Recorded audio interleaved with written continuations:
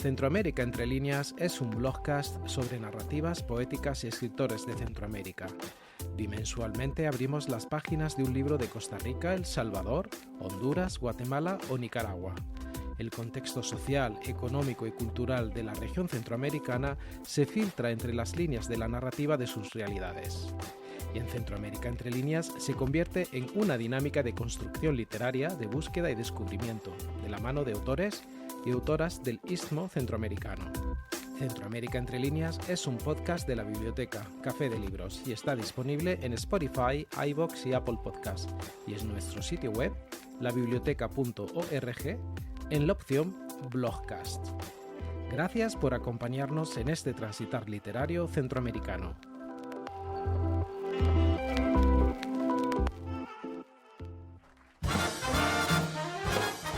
Hoy, en Centroamérica entre líneas, Todo personal de Yurina Melara. Las democracias de la tríada geográfica denominada Triángulo del Norte de Centroamérica, formada por El Salvador, Guatemala y Honduras, están enfermas. El deterioro de la seguridad ciudadana está erosionando la confianza en las instituciones públicas, amenazando con desestabilizar sus frágiles sistemas. Múltiples factores determinan la situación de violencia e inseguridad que actualmente enfrenta esta área. El narcotráfico, que ha trasladado y aumentado cada vez más sus operaciones a la subregión para evadir los esfuerzos fortalecidos de las policías nacionales de estos países. La cultura de violencia que se instala en todos los ámbitos de las sociedades, las pandillas juveniles y sus impactos sobre actividades criminales, incluyendo los homicidios y la extorsión. Como resultado, Honduras, El Salvador y Guatemala cuentan con altas tasas de homicidios intencionales registrados, con el agravante de que, dada la alta impunidad, los responsables de crímenes violentos raramente son llevados ante la justicia. De igual manera, estos tres países cuentan con las tasas más altas de femicidios nacionales de la región, a medida que más mujeres se convierten en víctimas y victimarias de la violencia del narcotráfico y del crimen organizado. Como estrategias de respuestas, los gobiernos centroamericanos están mejorando los niveles de coordinación de enfoques, políticas y acciones para hacerle frente a los problemas de seguridad ciudadana, abarcando 4 dimensiones principales: la prevención, la lucha contra la delincuencia, la rehabilitación social y el fortalecimiento institucional. Las causas de la violencia y sus perpetradores, que incluyen agentes del Estado, son complejas, ya que tanto la criminalidad organizada como las pandillas han sido estructuras que se han sofisticado y fortalecido con el tiempo, contando con capacidades logísticas y estratégicas más fortalecidas que las de los propios estados. Y ante las medidas cortoplacistas que están tomando los gobiernos de algunos países del área, viéndose desbordados por esta situación de violencia y seguridad ciudadana, se agrega un nuevo reto en materia de derechos humanos y gobernabilidad democrática. La gobernabilidad que limita garantías constitucionales bajo regímenes de excepción es el modelo normalizado en varias zonas del Salvador y Honduras. Los gobiernos de ambos países han hecho uso de la fuerza pública, incluida la militarización, para echar a andar políticas de seguridad que les garanticen el control político y territorial. Y aunque es comprensible la toma de estas drásticas decisiones, lesivas para las democracias de estos países, no pueden justificar la pérdida de derechos civiles, pues, entre otras cosas, se está criminalizando la pobreza y la exclusión social.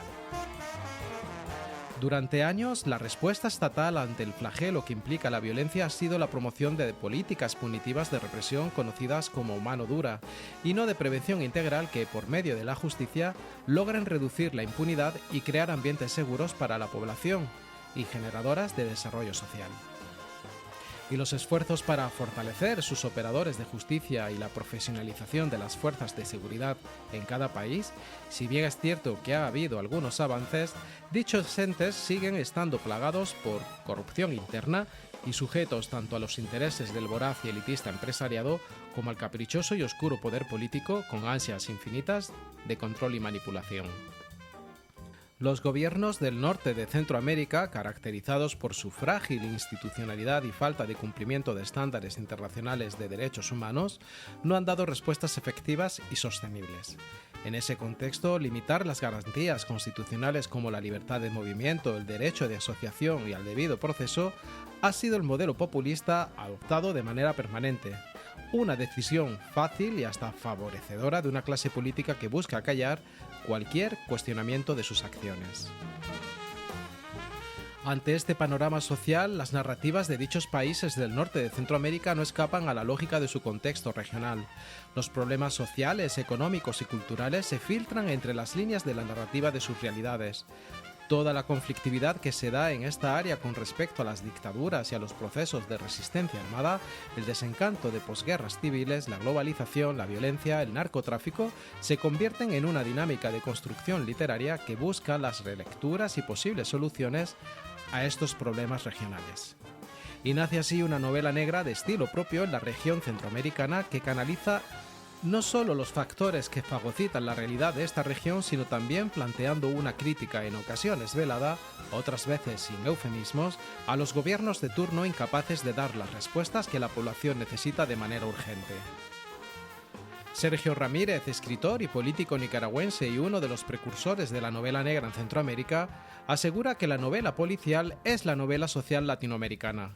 La América Latina del siglo XXI es un paisaje muy heterogéneo, muchas veces grotesco, dominado por el fenómeno del tráfico de droga, el enriquecimiento ilícito, la fascinación por el dinero fácil y la ambición por el poder.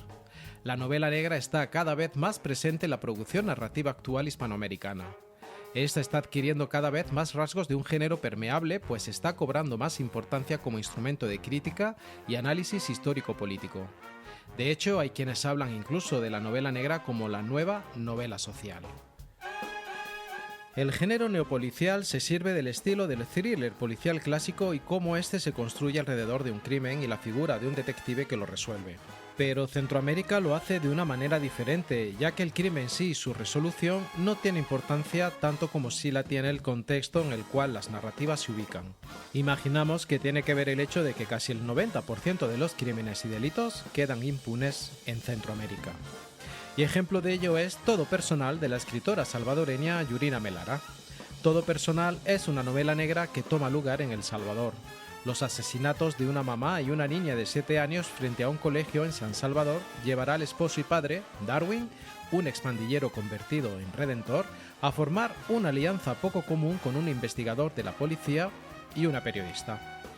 Muy pronto, un trío de personajes entre los que se encuentra Tatiana, una aguerrida periodista, Rodolfo, un investigador experto forense, una suerte de Sherlock Holmes salvadoreño, solo que sin recursos económicos y sin el ego y con el miedo de ser descubierto por algún miembro de la pandilla de su colonia, y el propio Darwin, comienzan a investigar el trasfondo del incidente que les lleva a descubrir una trama de corrupción en la que como lectores podemos adivinar referencias a una posible conexión con la vida real de los países de la región centroamericana. Con ansias de explorar otros formatos narrativos más allá de las notas periodísticas que Yurina realiza como reportera aguerrida de un diario de El Salvador, la escritora canaliza todo su buen hacer de periodismo de investigación, especialmente el relacionado con los nuevos desaparecidos y los cementerios clandestinos de Soyapango en San Salvador, volcando en esta novela una audaz denuncia sobre la exclusión social, la violencia y las pandillas. Yurina teje una oscura y áspera ficción basada en la realidad social del pequeño país centroamericano. Ella logra hilvanar una trama de doble asesinato, deseos de venganza y reivindicación, de triángulo amoroso y personajes del viudo devastado, el expandillero y por supuesto una periodista. Una novela que aferra sus raíces ficcionales en la realidad que, como periodista, la autora pudo vivir en carne propia. Un joven pandillero salvadoreño que fue deportado de Los Ángeles en la década de los 90 ayuda a disminuir la violencia de las pandillas en su tierra natal. 20 años después, su esposa y su hija son asesinadas.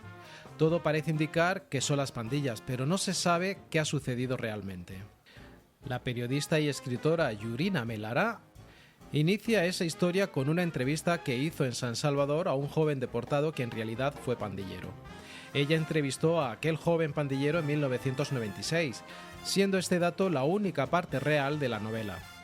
Lo demás, en palabras de la propia escritora, es narrativa, es imaginación y creatividad. aunque la autora ha confesado que se ha inspirado en su contexto personal para imprimir algunas características en los diferentes personajes, como el caso de Tatiana, que ella adorna con algunos rasgos de las amigas de ella misma, también periodistas, así como con elementos de su propia vida personal.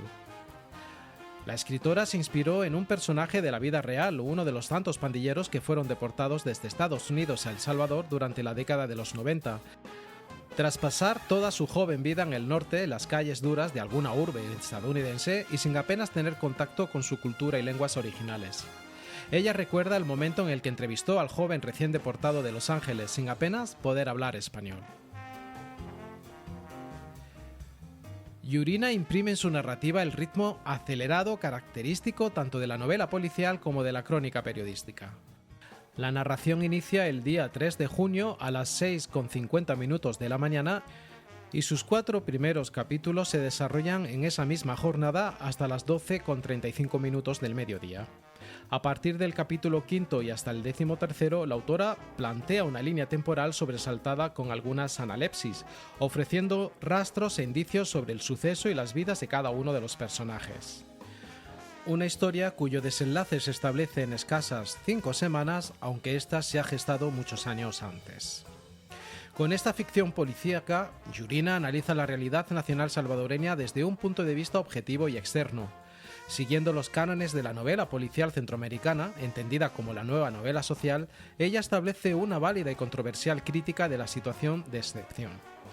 Las líneas ficcionales de su narrativa abordan desde una perspectiva antropológica el fenómeno de las maras, planteando esta realidad como fruto de la sociedad actual y producto de las diversas políticas sociales y económicas de los sucesivos gobiernos cuyos únicos aportes han sido el encarcelamiento y la militarización de la vida civil sin establecer medidas efectivas que atajen la raíz de la problemática.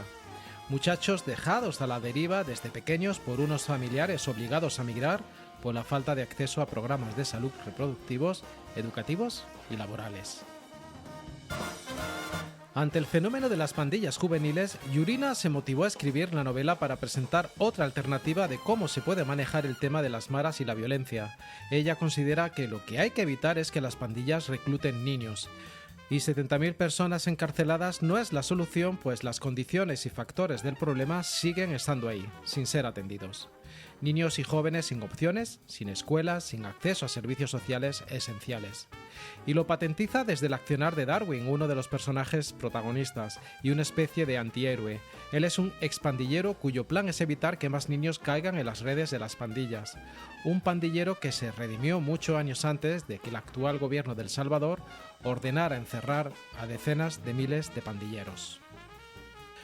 Todo personal, aparte del problema social de las maras, también plantea otros elementos que ayudan a pincelar un retrato de la sociedad salvadoreña y que podría aplicarse a la centroamericana. Una sociedad, especialmente la clase que cuenta con ciertos privilegios económicos, basada en los prejuicios sociales. La autora hace un ejercicio crítico a través de ciertos personajes que retratan desde la ficción una sociedad hostil que rechaza a cualquier individuo que no se aliena a sus estándares sociales o de clase. Tal y como podemos apreciar en el capítulo en el que Tatiana, la reportera, busca alguna pista en el velorio de la esposa asesinada de Darwin. Algunas amigas de la finada dejan latente el rechazo social hacia Darwin por su pasado criminal. A pesar de superarse como expandillero, la sociedad lo estigmatiza. De hecho, la policía da por sentado que el crimen fue cometido por una pandilla, aunque en este se establecen algunos elementos que no terminan de encajar con lo sucedido, como lo es la acertada puntería con la que se hicieron los disparos. Yurina no solo patentiza el problema de la violencia de las pandillas y cómo la sociedad estigmatiza a todos aquellos relacionados con esta realidad. Una injusta criminalización de la exclusión social y por extensión de la pobreza. La autora de Todo Personal también realza la figura del periodismo de investigación, especialmente el realizado por mujeres periodistas. Ejemplo de ello es cómo la autora perfila a Tatiana, un personaje esencial en el desarrollo narrativo. Tenacidad, disciplina, fiabilidad y el rigor de apegarse siempre a los hechos. Un personaje moldeado desde el terreno afectivo de la autora, pues ella misma confiesa que Tatiana representa algunas características de una amiga periodista suya. Y estamos seguros de que este personaje también refleja algunas de la misma Yurina. Todo personal de Yurina Melara nos acerca al problema de la violencia diaria, las maras o pandillas, la persistencia de la corrupción política y económica y la desigualdad social. Pero también ofrece una visión esperanzadora de la mano de sus personajes que luchan y se esfuerzan por revertir dicha violenta realidad, planteando en su desenlace un futuro diferente para su país y por extensión para Centroamérica. Esta narrativa pone de manifiesto la complejidad del conflicto entre la justicia salvadoreña y la justicia divina que Darwin aborda mientras intenta descubrir la verdad. Una verdad enmarañada en un sistema de justicia injusto, viciado y opaco, a merced de concretos intereses políticos y económicos. Como la propia reportera protagonista de Todo Personal, Tatiana, expresa, los testigos en El Salvador tradicionalmente tienden a desaparecer en circunstancias sospechosas o aparecen muertos.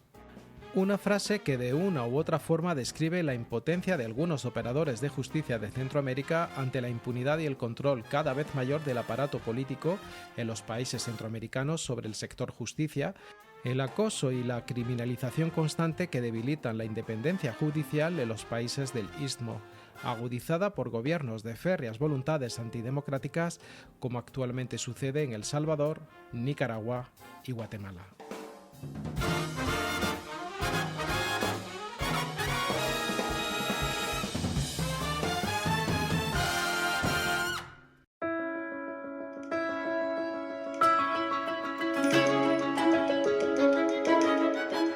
Yurina Melara Baliulis escribió Todo Personal y Ojo de Cuervo la publicó en 2023.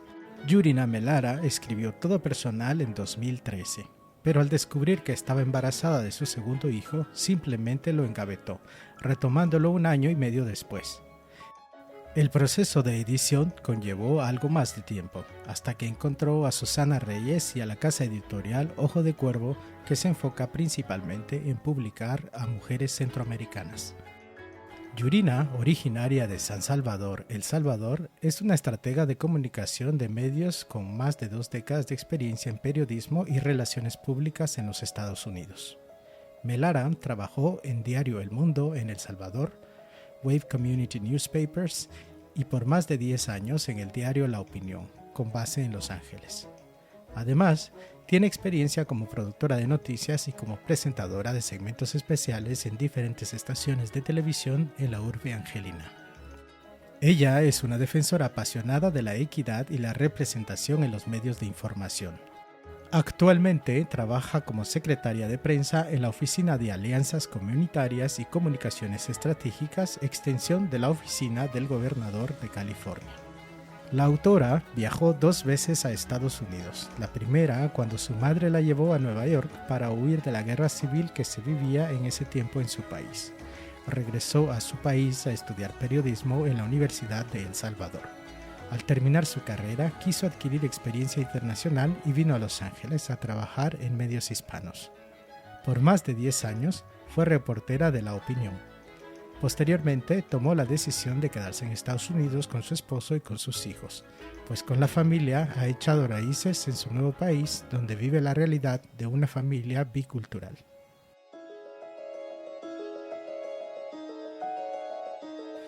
Ahora sí, finalizamos esta travesía de libros y lecturas inspiradas en el diverso e indómito imaginario de Centroamérica. Por cierto, en nuestro boletín informativo incluimos parte de los textos narrados, las fuentes consultadas y otras novedades sobre los podcasts de Centroamérica Entre Líneas y Emociones Entre Líneas. Si desea recibirlo por correo electrónico, le invitamos a que se suscriba a nuestro sitio web, labiblioteca.org, en la opción Un podcast de libros.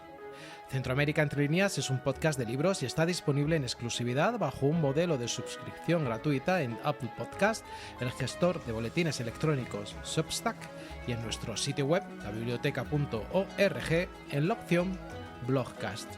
Gracias por acompañarnos en este transitar literario centroamericano.